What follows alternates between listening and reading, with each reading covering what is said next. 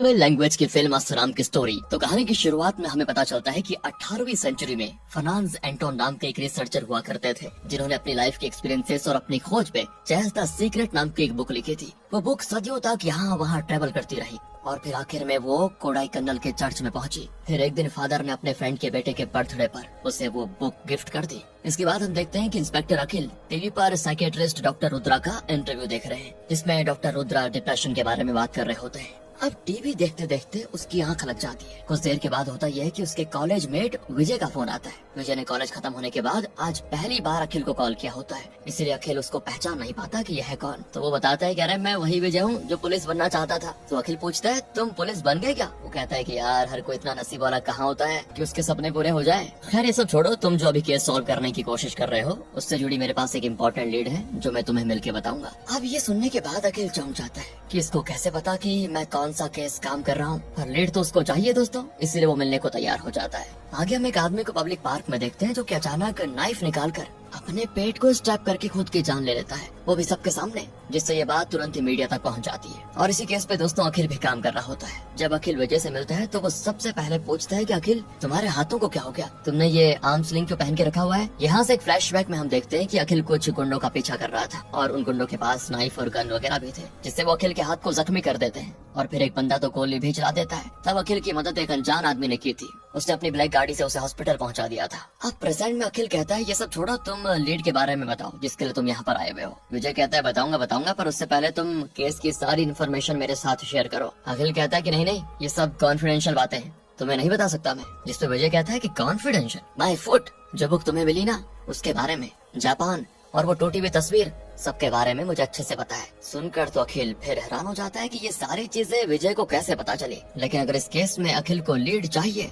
तो विजय की बात तो माननी होगी, इसलिए वो बता देता है कि एक दिन मैं एसपी ऑफिस गया और फिर हम देखते हैं दोस्तों कि अखिल एसपी सर को न्यूज आर्टिकल दिखाते हुए 3 सिमिलर घटना के बारे में बताते हुए कहता है खुद के पेट में नाइफ से स्टैब करके खुद को खत्म करना ये कोई इत्तेफाक नहीं है सर, बल्कि इनके पीछे जरूर कोई है और इसीलिए ये केस मैं खुद हैंडल करना चाहता हूँ। तो एसपी सर कहते हैं तुम तो छुट्टी पे हो, तुम्हारा हाथ अभी पूरी तरह से रिकवर भी नहीं हुआ है। और अखिल जिद करता है कि देखिए आप मुझे कांस्टेबल दे दीजिए, मैं सब संभाल लूंगा। तब एसपी सर भी उसकी बात मानकर उसे इस केस को इन्वेस्टिगेट करने का मौका दे देते हैं। साथ ही वो सुरेश नाम के कांस्टेबल को अखिल की मदद करने का ऑर्डर दे देते हैं। अब यहाँ से सबसे पहले ये दोनों साथ में जाते हैं चेन्नई, पहले विक्टिम के घर पर, जहाँ ये पूछते हैं कि उस दिन एग्जैक्टली हुआ क्या था। तो अब वो बताते हैं कि संडे का दिन था, हम आराम से चिल कर रहे थे, इतने में विनोद आया, वो किचन में गया और नाइफ उठाकर हमारे सामने आया और पता नहीं क्या हो गया, खुद के पेट में स्टैब कर लिया उसने। बेचारे की उसी वक्त मौत हो गई। कहते कहते वो रोना शुरू कर देते हैं। तब अखिल पूछता है कि अचानक से उसने ऐसा कदम क्यों उठाया, क्या उसके बर्ताव में कुछ बदलाव आए थे? विनोद के पेरेंट्स बताते हैं कि नहीं ऐसा कुछ खास तो नहीं था, लेकिन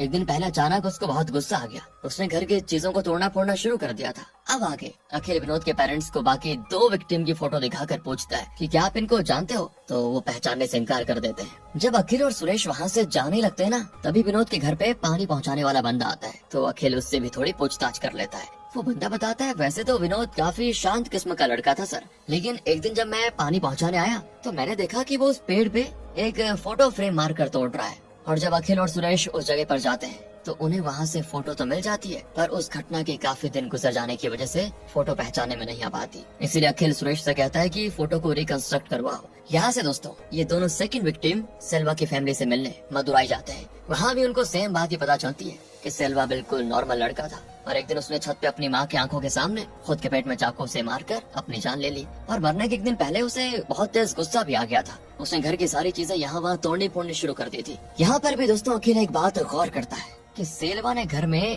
इतने चीजों के रहने के बावजूद सिर्फ उन्हीं चीजों को तोड़ा जिसका कलर या तो ब्लैक है या फिर व्हाइट, यानी कि इसका कुछ तो कनेक्शन है।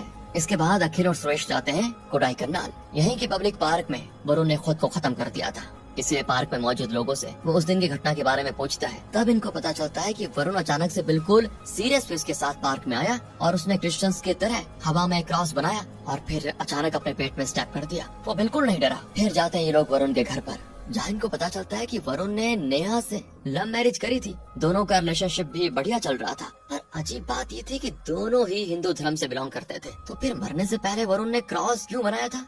क्या कोई उसको अपना धर्म कन्वर्ट करने के लिए कह रहा था? इस बारे में जब वो नेहा से पूछता है तो वो कहती है, नहीं नहीं, हम दोनों तो डेली अपने घर पे पूजा पाठ करते थे और उनका एलेक्स नाम का एक क्रिश्चियन दोस्त भी था, मगर वो खुद अपने धर्म को ज्यादा फॉलो नहीं करता था, तो मेरे पति को क्या ही कन्वर्ट करने के लिए कहेगा। पर फिर भी दोस्तों, अखिल सुरेश के साथ एलेक्स से मिलने उसके कबाड़ खाने में जाता है, जहाँ एलेक्स अपने काम में काफी बिजी होता है। वैसे उसे जब ढंग से पूछताछ की जाती है तो वो भी सेम बात करता है कि साहब, मैं तो काम धंधे वाला आदमी हूँ, मुझे खुद महीनों के बाद चर्च जाने का टाइम मिलता है, फिर मैं किसी और को कन्वर्ट कैसे करवा सकता हूँ। पर अभी भी पता नहीं क्यों दोस्तों, अखिल को उसकी बातों पे यकीन नहीं होता, इसलिए वो जाता है नजदीकी चर्च और वहाँ के फादर से पूछताछ करता है। पर फादर का भी यही कहना होता है कि हाँ, एलेक्स तो ना के बराबर ही चर्च आता है। तब अखिल वापस अपने घर आ जाता है और सुरेश से कहता है कि यार, जरा विक्टिम्स के पोस्टमार्टम रिपोर्ट जमा करो। मगर जैसे सुरेश गाड़ी आगे बढ़ाता है, उसका टायर पंचर हो जाता है। तो अखिल अपने घर के सामने वाले कैलाश मैकेनिक को आवाज देकर वहाँ बुलाता है। कैलाश के पीछे पीछे उसका हेल्पर भी आता है, जो कि इशारों में कैलाश से बातें कर रहा होता है। और बातों ही बातों में अखिल भी कैलाश से पूछ लेता है कि ये नया हेल्पर है क्या, इसको बोलने में तकलीफ है क्या?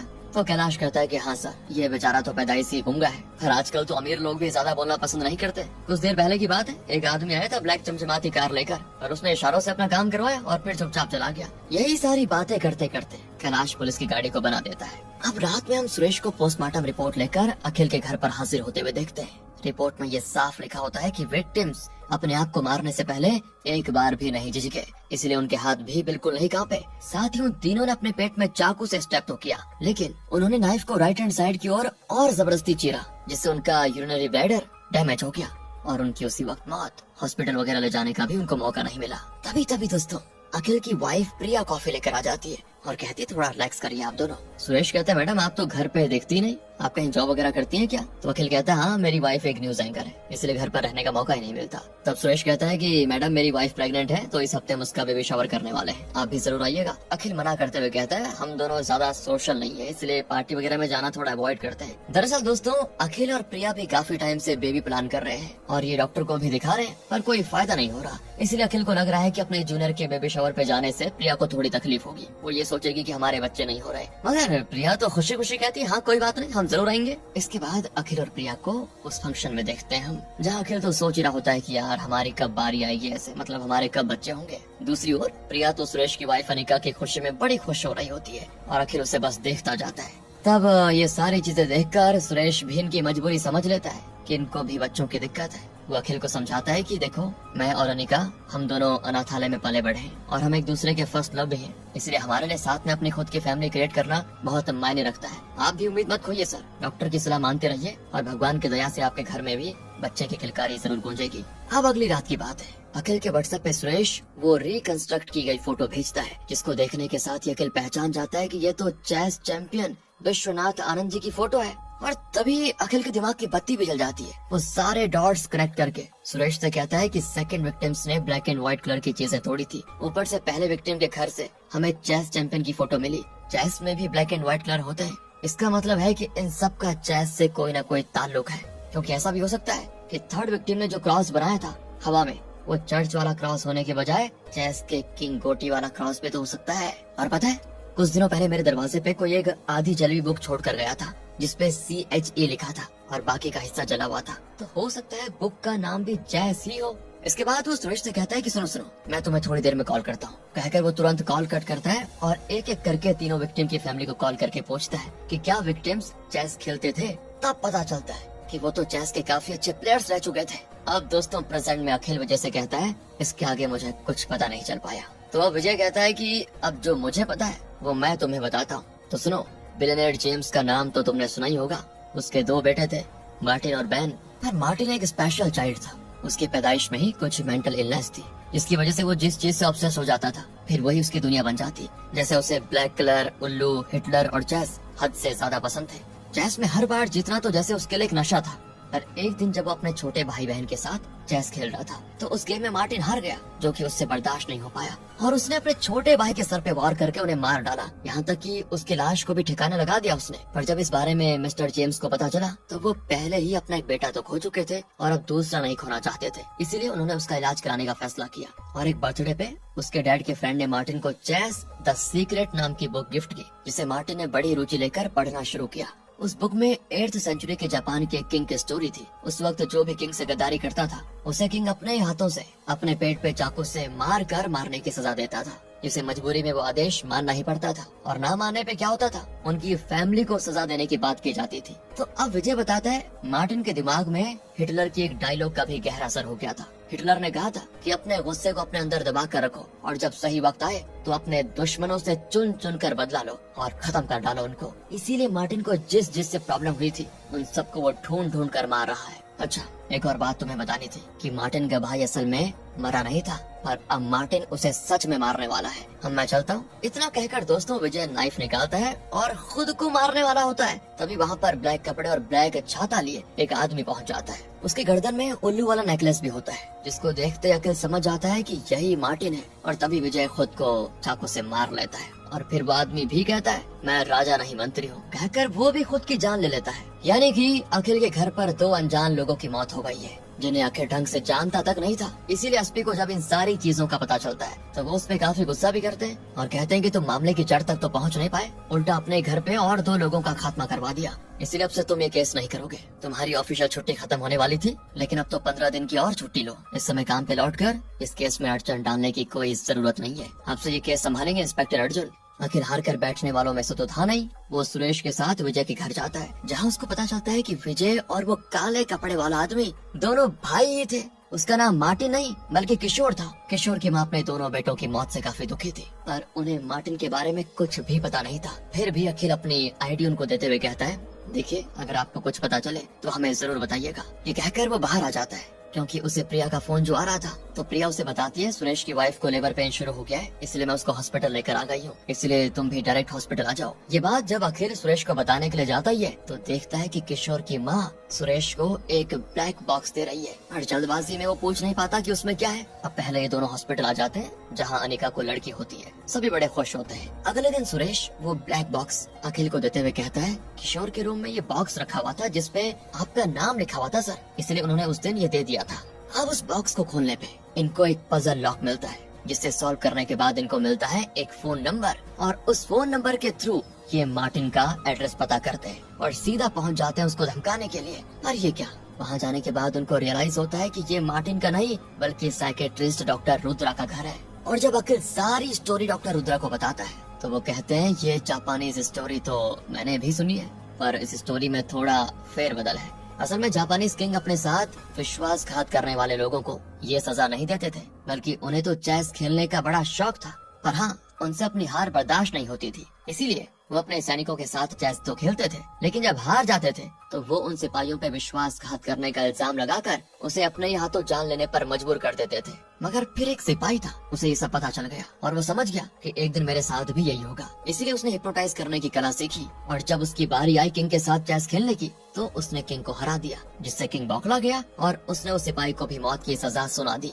लेकिन उस सिपाही ने ही किंग को हिप्नोटाइज कर लिया और किंग को भी ठीक वही मौत दे दी जो वो अभी तक अपने सिपाहियों को देते हुए आ रहा था। जिसके बाद किंग ने भी अपने पेट में मतलब वही चाकू खोप कर राइट साइड की ओर जरा जोरदार कट लगाया और ब्लडर डैमेज हो गया, तुरंत ही उसकी जान चली गई। अब ये सब जानने के बाद अखिल और सुरेश वापस घर जाते हैं और इस केस के बारे में बहुत सोच विचार करते हैं कि क्या चीज कैसे हो रही है। तो अखिल रियलाइज करता है कि अभी तक मुझे जो भी इन्फॉर्मेशन पता चली वो मैंने पता नहीं लगाई, बल्कि मार्टिन ने खुद मुझे अपने बारे में ये चीजें पता लगाने दी। उसने जानबूझकर हिंट ड्रॉप किया ताकि मुझे सारी चीजें पता चल सके। लेकिन अगर ऐसी बात है तो मार्टिन जरूर हमारे आसपास रहकर हम पे नजर रख रहा होगा। तभी उसकी नजर पड़ती है कैलाश मैकेनिक के उस गूंगे हेल्पर पे। अब अखिल को लगता है कि हो ना हो इसका भी कुछ कनेक्शन हो मार्टिन से, और क्या पता ये हम पे नजर रख रहा हो। और आज अगर ये मेरे हाथ लग गया ना तो फिर देखता हूँ इसको। मगर दोस्तों ये क्या, वो बेचारा तो खुद अखिल के पास आता है उसे बुलाने के लिए, क्योंकि कैलाश का किसी से झगड़ा हो गया था। पर वो झगड़ा करने वाला आदमी अखिल को देखते ही वहाँ से भाग जाता है और फिर पूछने पे कैलाश बताता है वो आदमी दरअसल गाड़ी का काम करवाने के बाद पैसे दिए भी नहीं जाना चाह रहा था, इसलिए मैंने अपने हेल्पर को भेजा था आपको बुलाने के लिए।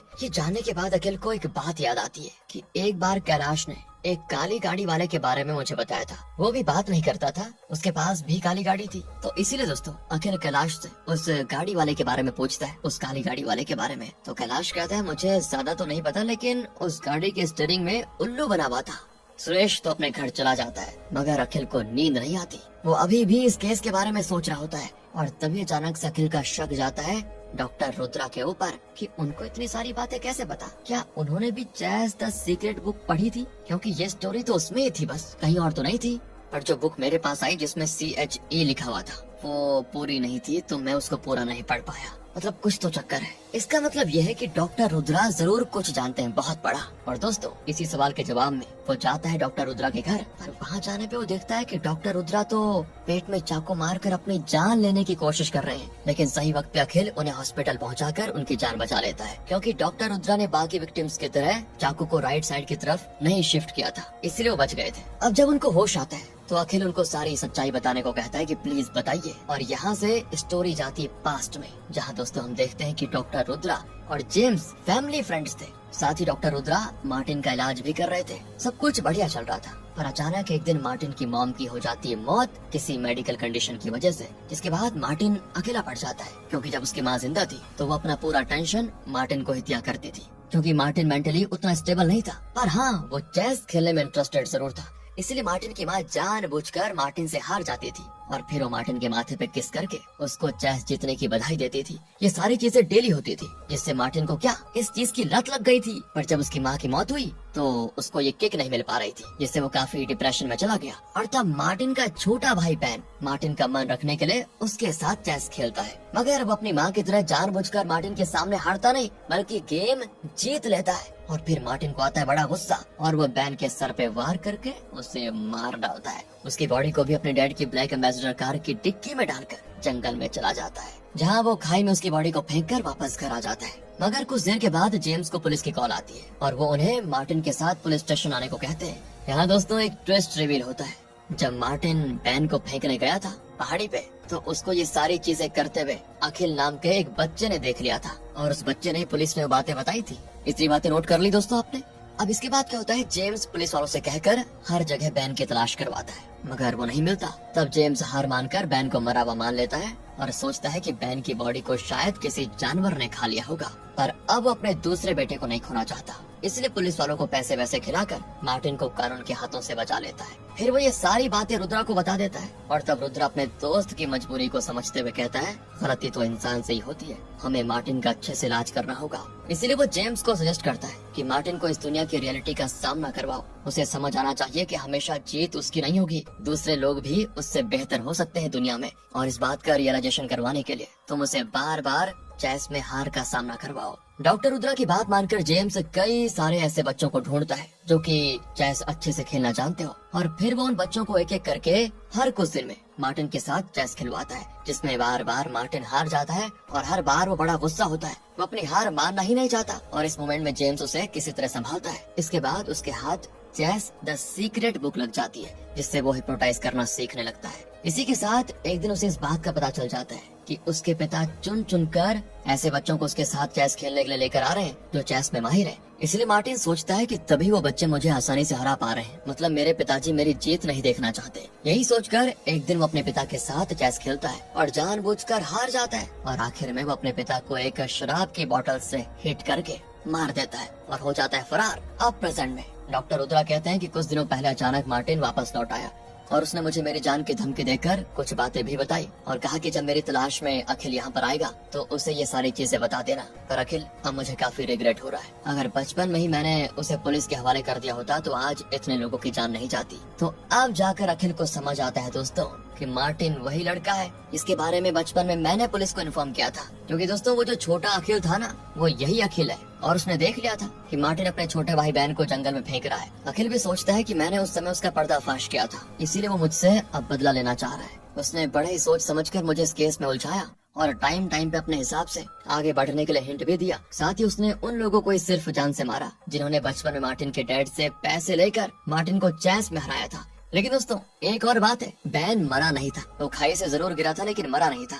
यानी विजय ने जो बात कही थी कि मार्टिन का छोटा भाई मरा नहीं था वो सच है। मगर अब हाँ, मार्टिन उसको मार देगा अगर उसे कहीं बैन मिल गया तो ये बात भी सच है। तो अखिल डॉक्टर रुद्रा से पूछता है, क्या आप मुझे कुछ ऐसा बता सकते हैं जिससे मैं बहन की पहचान कर पाऊँ? वो बताते हैं बहन की गर्दन के पीछे एक कट का निशान था। तभी अखिल को कैलाश मैकेनिक कॉल करके बताता है कि सर, मैंने आपको जिस काली गाड़ी वाले के बारे में बताया था उसे मैंने अभी अभी मुंजीकल एरिया में देखा है। अखिल तुरंत ही सुरेश को कॉल करके बताता है, सस्पेक्ट तुम्हारे एरिया में, जरा आसपास नजर रखो, तब तक मैं भी पहुंचता हूँ। तो सुरेश जल्दी से दरवाजा खोलता है बाहर जाने के लिए, मगर ये क्या, बाहर तो मार्टिन बैठा हुआ है। वो अपनी हैंड वॉच स्टार्ट करके सुरेश को हिप्नोटाइज कर लेता है। दूसरी ओर रास्ते में अखिल को सडनली याद आता है कि मैंने सुरेश की गर्दन के पीछे भी कट मार्क देखा था, साथ ही वो एक अनाथालय में बड़ा हुआ था। तो कहीं ऐसा तो नहीं कि वही मार्टिन का छोटा भाई बहन हो? ये बात क्लियर करने के लिए सुरेश को वो कॉल करता है, मगर फोन नहीं उठाता वो। और अखिल तुरंत अनिका को कॉल करता है। वो बताती, मैं तो अपनी बेटी को डॉक्टर के पास लेकर आई थी, पर अभी मैं घर जा रही हूँ। और जब अखिल उससे सुरेश के पास्ट के बारे में पूछता है तो तब उसको पता चलता है कि सुरेश ने मुझे ये तो बताया था कि उसके सर पे चोट लगी थी, लेकिन उसी दौरान उसकी याददाश्त चली गई,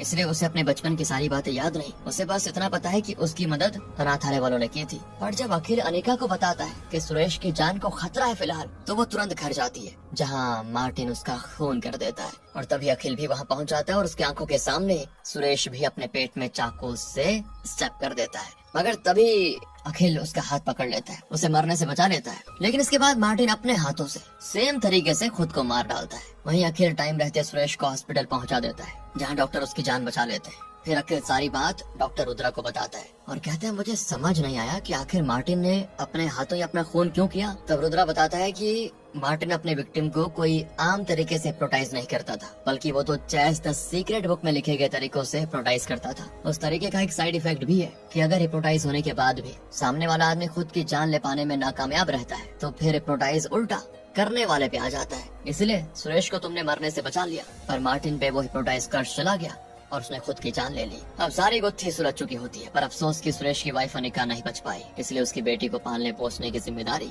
अब अखिल की वाइफ प्रिया लेती है, जिससे उस बच्चे को माँ का प्यार मिल जाता है। वहीं प्रिया की सोनी गोद को बच्चा मिल जाता है। इसी के साथ दोस्तों ये मूवी होती है खत्म। बाकी आप बताइए आपको कैसी लगी, एक्सप्लेनेशन कैसा लगा। ध्यान रखिएगा अपना। Thanks for watching.